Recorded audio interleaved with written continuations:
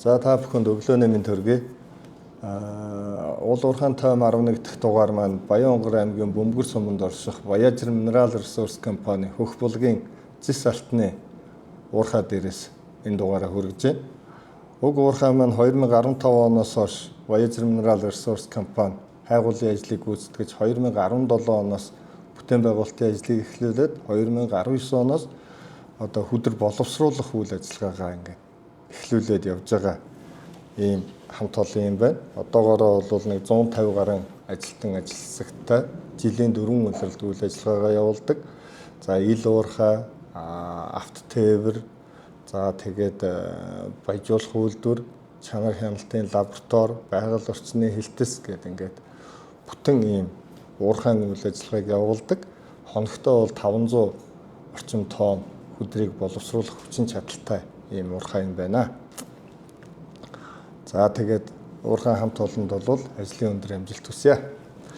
За өнөөдрийн гол агуулга маань бол энэ зэсийн нөөц болон зэсийн боловсруулалтын одоо тал дээр томоохон улс орнууд дэлхийн одоо энэ геополитикийн нөхцөл байдалд бол ямархуу байдлаар хуваагддгийг бэ гэдэг тухай mining.com сайтаас авсан мэдээллийг хүргэнэ.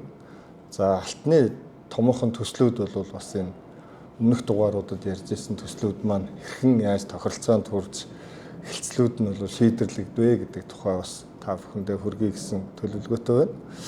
За мөн Америк нэгдсэн улс бол одоо дотоодын тээвэрлэлтийн одоо энэ дэд бүтцийн үйл ажиллагаанд шаардлагатай төслүүдийг бол хурдан шуурхай зөвшөөрлийг нь гаргаж өгөх ийм төс одоо хуулийг бол 2015 онд бол баталсан байт юм байна.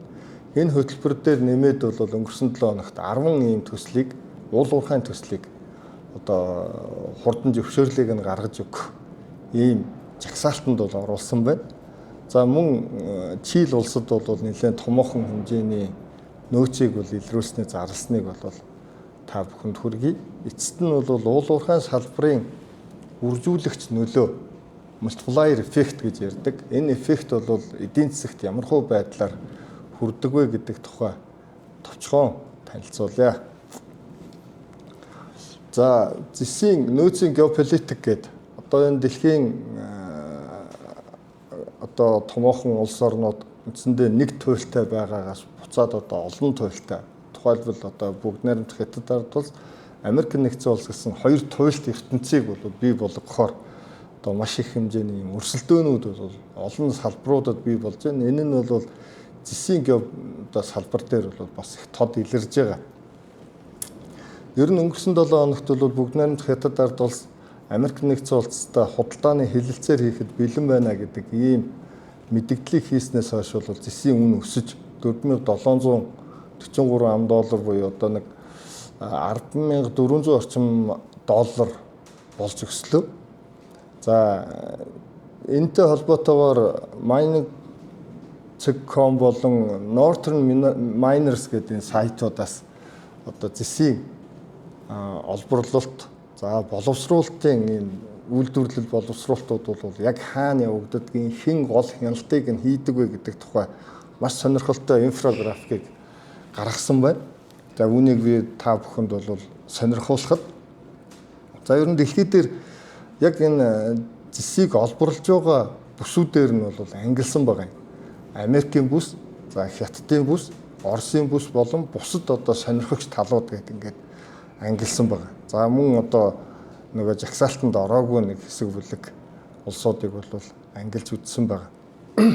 За ер нь Америкийн бүс нутаг бол хэдийгээр зэсийн олборлолтод бол нэлээд томоохон байр суурийг эзэлдэг. Энд нь бол гол нөлөө үзүүлэгч улсууд нь бол Чили болон Перу улсууд бол Америкийн одоо зах зээл нөлөөний бүсэд бол хамаардаг юм байна.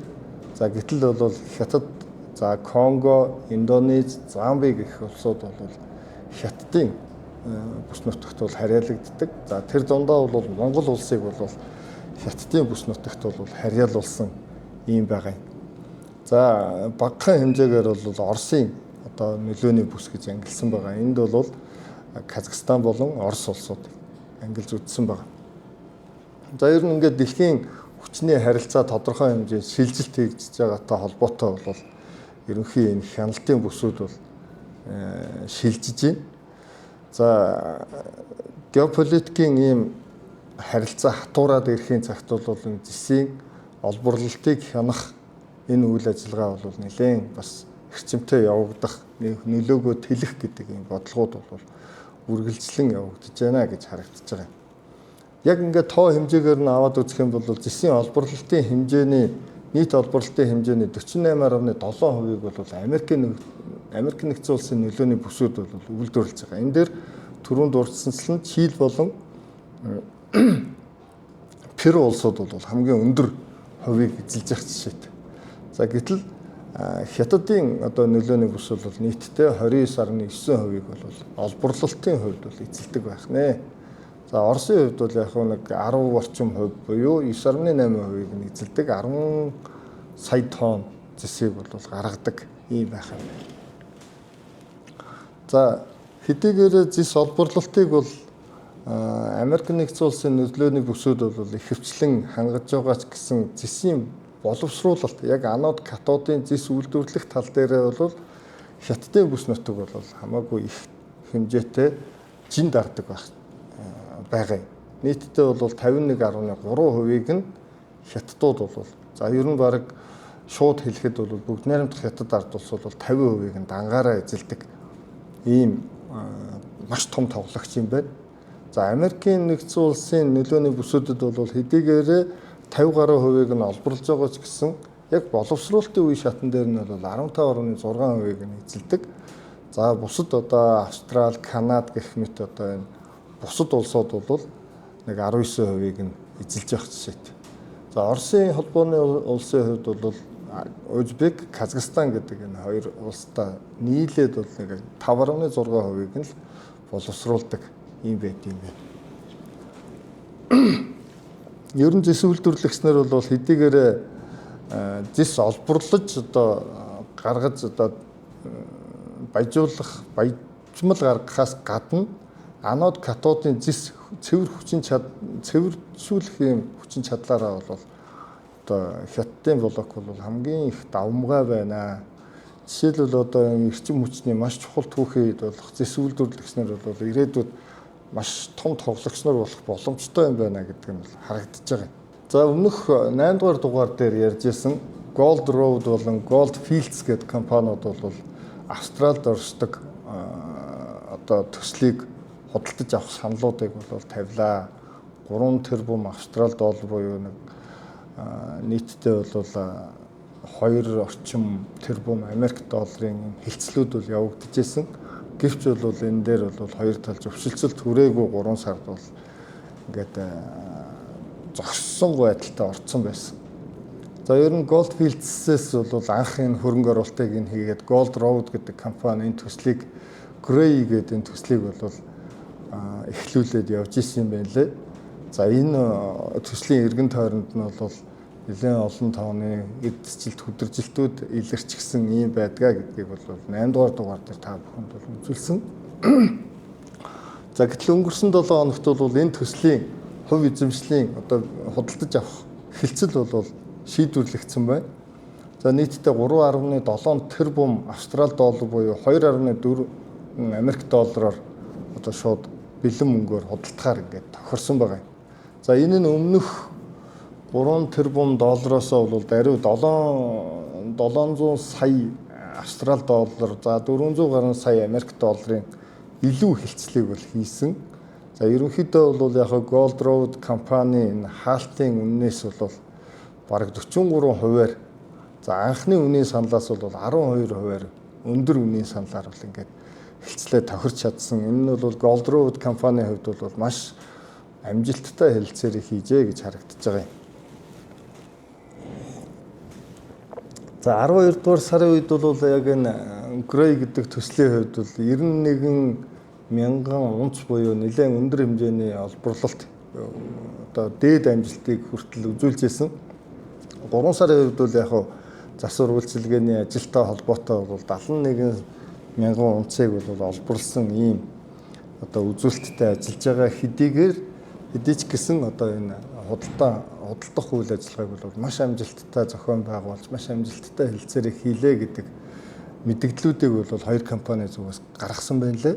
За дараагийн мэдээ нь бол FAST 41 гэдэг энэ Fixed America Surface Transportation Act гэдэг 2015 онд гарсан ийм хууль эрх зүйн баримт бичиг байгаа. Энд бол төрөл бүрийн төслүүдийг бол одоо зөвшөөрлийг нь олгох үйл явцыг бол хурцсгая.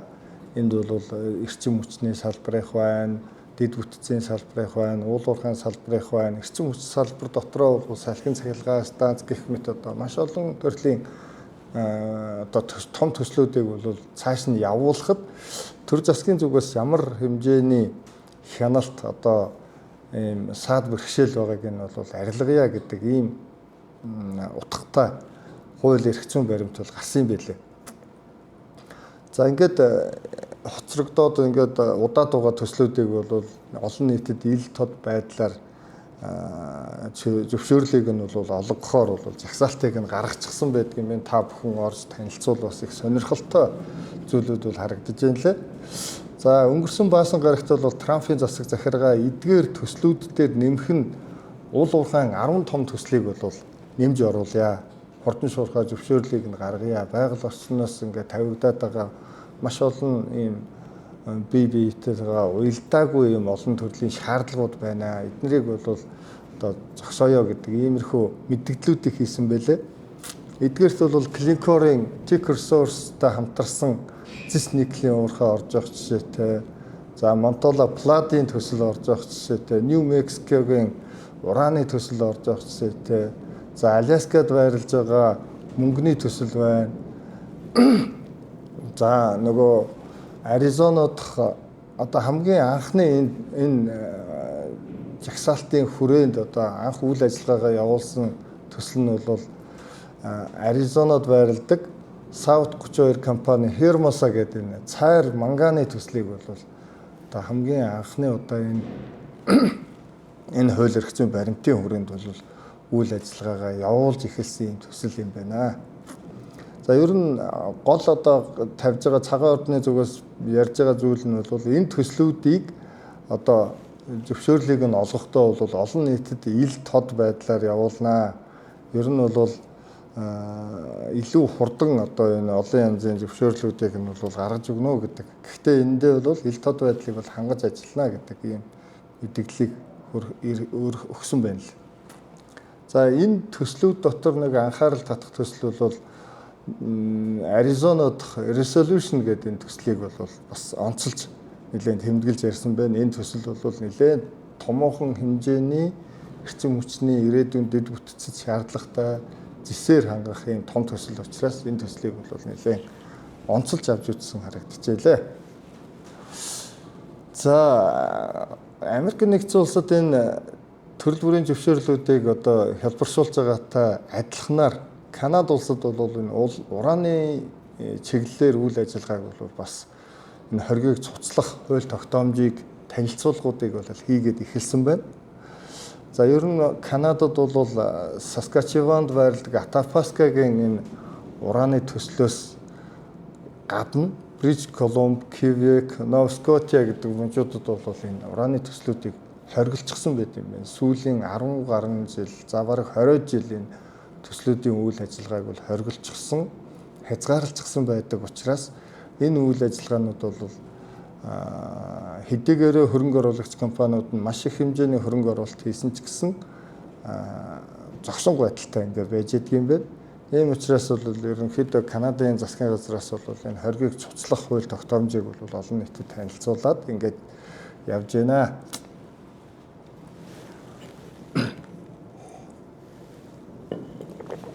За Америк нэгдсэн улсын Пентагоны зүгээс нэг сонирхолтой төслийг бол өнгөрсөн 2022 оноос эхэлж хэрэгжүүлсэн байт юм байна. Энэ бол хиймэл оюун ухаан дээр тулгуурлаад за чухал ашигт малтмлуудын нийлүүлэлт, хомсдол, үнийн урьдчилсан таамаглалуудыг одоо гаргах зорилготой ийм хөтөлбөрийг бол Пентагоны зүгээс санхүүжүүлээд хэрэгжүүлж ирсэн юм байна.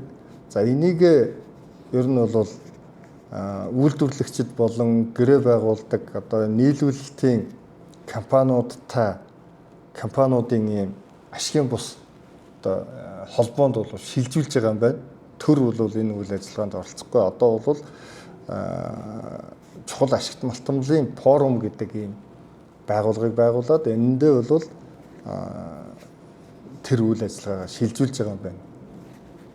За ерөнхийдөө бол энэний хамгийн гол зорилго нь бол одоо хиймэл оюун ухаан дээр үндэслээд чухал ашигт малтмлуудын нөөц болон олборлолтын зардал өртөг, за тэдгээрийн нийлүүлэлтийн сүлжээ, тэдгээр нь одоо яг ямар үнэтэйгээр энэ өртөг нь ямар үнэтэй гарч ирээд ямар үнэтэйгээр энд бол нийлүүлэгдэх боломжтой юм бэ гэдэг тухай одоо ийм бүрэн бүтэн ийм симуляц одоо тооцооллыг хийх ийм зорилготойгоор байгуулагдсан ийм одоо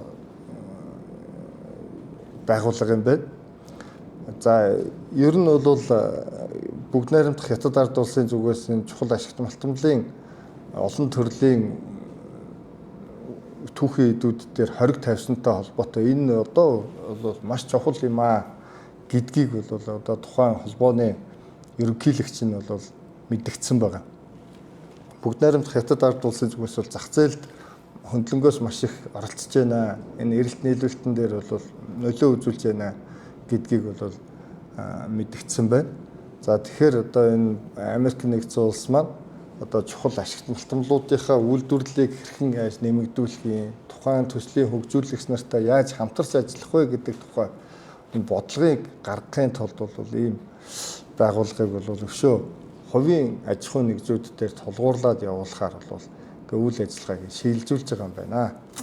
Lundin Mining компани Philadelphia Soil гэдэг ийм дэлхийн хэмжээний нэлээд томоохон нөөцийг тогтоогоод байна. Бид нар бол нэлээд том хэмжээний нээлтийг хийчихлээ гэдэг ийм мэдээллийг түрүүчийн 7 хоногт гаргалаа. Чили болон Аргентины хөлийг бус нутагт байдаг энэ төслийг үйл ажиллагааг бол нэлээд эрчимжүүлээд Lundin Mining компани бол 2023 оны үед бол нэг 66 мянган тонн зис 168 мянган унц одоо алт 9.6 сая унц мөнгийг одоо ингээд тооцооллоо гэж мэдэгдэжсэн бол өнгөрсөн 7 хоногт за ер нь нийт 606 сая тонн хөдөрт агуулгадж байгаа нэг 4.5 сая тонн зис бол 9.6 сая тонн унц алт 259 сая унц мөнгөний одоо нөөцийг бол нээлт хийлээ гэдэг одоо ийм мэдээллийг бол гаргалаа. Ингэснээр бол тухайн төслийг дэлхийн хэмжээнд үнэлэгдэх өрсөлдөхүйц хэмжээний төсөл боллоо гэж мэдгдсэн байна. За энэ өрийг өмнөх төслүүдтэйгээ харьцуулах юм бол яг батлагдсан нөөцийн хувьд бол 29%-аар өсчөөд байгаа юм байна. Гэхдээ бол таамагласан нөөцөө бол бараг 7.5 дахин өсгсөн ийм амжилттай юм аа. Энэ нь бол өшөө цаашаага одоо өснө гэдэг. Учир нь юу вэ гэвэл 10 км квадрат талбайд бол ахаад томоохон хэмжээний эрдэцэлтүүдийг тогтоосон гэж мэдээлэл гаргасан байна. За дэлхийн уулуурхай салбарын хэмжээнд бол нэлээд сонирхолтой үйл явдлууд болсон. За үүнийг бол та бүхэнд хүргэлээ.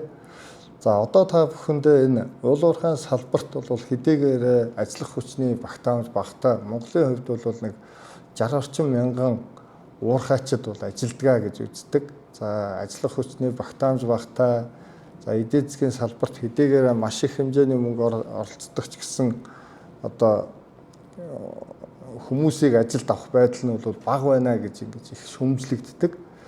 За дээрэс нь бол маш их хэмжээний энэ хөрөнгийг бол цөөн тооны аж ахуй нэгж хүмүүс бол эзэмшээд байна гэдэг юм мэдээллүүдийг бол гаргаад байдаг. За уул уурхайн салбарын multiplier effect, үржүүлэгч эффект гэж одоо хэлж болох баг. Ер нь бол Замби улсын дээр хийсэн нэг юм судалгааны жишээг би та бүхэндээ танилцуулъя. Ер нь нэг уул уурхайн салбарт гарсан нэг ажлын байр бол тухайн салбартаа шууд нэг ажлын байрыг бий болгож идэг. Одоо тухайлбал одоо үндсэн олборлагч компани нэг ажлын байрыг бий болгоход туслан гүйцэтгэгч гэдэг юм уу. Техникийн яг технологийн туслан гүйцэтгэгч компанид бол дахиад нэг ажлын байр бий болдог байх жишээтэй. За ханган нийлүүлэгчдийн сүлжээндээ бол шууд 3 ажлын байрыг бий болгодог. За одоо кейтеринг гэж байдаг юм уу? засвар үйлчилгээ, цэвэрлэгээ, за тээвэр гэдэг иймэрхүү хэмжээнд бол ингээ 3 ажлын байрыг бий болгодгоо гэдэг ийм тооцооллыг хийсэн байдаг. За нөгөө худалдан авалт болон одоо ажилчдын одоо нийгмийн одоо үйлчилгээ авч байгаа байдлаасаа бол нийтдээ бол нэг 7 ажлын байрыг бий болгох боломжтой. Одоо жишээлбэл үзүр үйлчилгээ, соёлын үйлчилгээ, автомашин, гоо сайхан ч гэдэг юм уу тийм ээ. Одоо тэгээд энэ орон сууц муу завх барих гэдэг ингээд энэ бол ингээд нийтдээ бол нэг 7 ажлын байр бий болоход нөлөөлдгөө гэдэг ийм маш сонирхолтой судалгаа хийсэн байт юм байна. За миний үзэж байгаагаар бол өнгөрсөн жилүүдэд төрөл бүрийн судалгаануудад оролцож байхад бол энэ баг одоо манай Монголд их төстэй юм байна да. Уул уурхайн салбар хэдийгээр нэг 60,000 орчим хүн ажиллаж байгаа ч гэсэн цаанаа бол дахиад 600-аад мянган хүний ажлын байрны одоо энэ баталгаатай байдлыг бол хангадаг байх боломжтой юм а гэдгийг бол харах ийм боломжтой юм шиг харагдсан. Тухайлбал одоо нэг тод жишээ хэлэхэд бол нэлээд олон нийтийн сүлжээгээр ч их явж исэн, хэвлэл мэдээлэлээр ч их явж исэн энэ Булган аймагт үхрийн аж ахуй хэрэглэдэг Канадын иргэн бол одоо оюу толгойд бол махаа нийлүүлдэгэ гэдэг ингээд ярьж байхыг бол та бүхэн харсан бах. Гэх жишээтэйгээр ингээд нийгмийн маш олон салбаруудад уул уурхай маань зөвхөн одоо тэр татаас төлбөрөөс гадна бол маш их хэмжээний нөлөө үзүүлдэг салбар юм байна. Тийм учраас бол одоо уул уурхайн өгөөжийг зөвхөн тэр татварт өгж байгаа төлбөр за нөгөө хүний хөгжлийн санд төвлөрүүлж байгаагаас гадна энэ нийгмийн салбаруудад шууд болон шууд бусаар ингээд нөлөөлж байгаа нөлөөллийг нь бол харгалзан үзэх шаардлагатай байна гэдэг ийм товч мессежийг бол та бүхэндээ хүргэхийг хичээлээ. За ингээд өнөөдрийн дугаартаа маань бас энэ геолог хайгуулын өрөмдлөгийн ажилд энэ структурын судалгаа явуулахад маш их чухал хэрэгтэй. Энэ тоног төхөөрөмж зүйлийг энэ туршилт хийхэд бол бас боломжоор хангаж өгсөн Trictech компани хамт олондоо бол баярлалаа. За энэ тоног төхөөрөмжийг хэрэглээд бид нар бол бас нэлээд айтайхан боломжийн үр дүнд хүрж байна гэж одоогийн байдлаар өрчлсөн байдлаар дүгнээд байна. Өшөө цаашаага энийг судалж үзээд энэ бол одоо өрөмдлөгийн ажилд яг структурын судалгаа явуулахад бол маш их чухал ийм технологиг нэвтрүүлж байгаад бол талархал илэрхийлье. За та бүхэнд баярлалаа. Та бүхний ажилд өндөр амжилт хүсье.